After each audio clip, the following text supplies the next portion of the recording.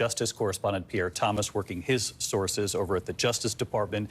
And Pierre, what are you learning from the people you're talking with?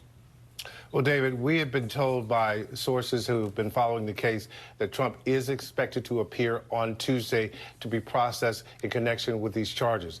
And we've been told by multiple sources that the special counsel has specifically been focusing on efforts to illegally retain classified documents and producing evidence to show that Trump also willfully obstructed the government's efforts to get those documents back.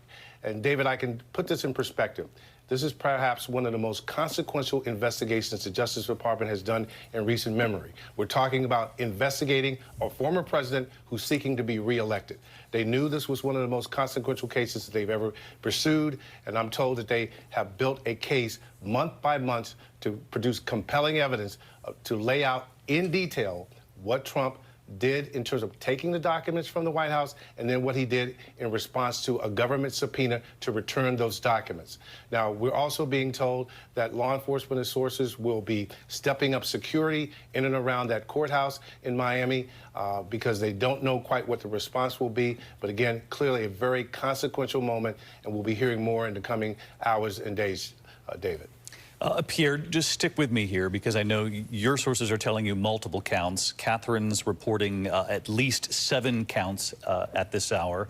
And Pierre, as you know, these counts range from obstruction, conspiracy, willful retention of documents pertaining to the national defense.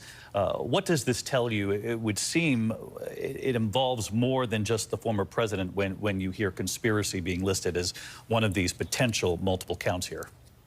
When you look at the case that they previously laid out in terms of the affidavit for the search warrant, in terms of why they went in, it was clear that the government had indications that there were people working with the president to perhaps move documents, hide documents. There's a key moment that we've been reporting on for some weeks, David, where apparently after receiving the subpoena, Trump and his associates knew that federal prosecutors were going to come to Mar-a-Lago.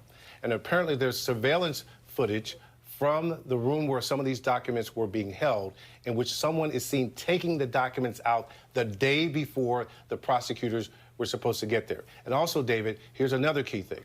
Well, you know that one of the attorneys for former President Trump issued a statement provided to DOJ saying, as far as they knew, all the documents had been provided.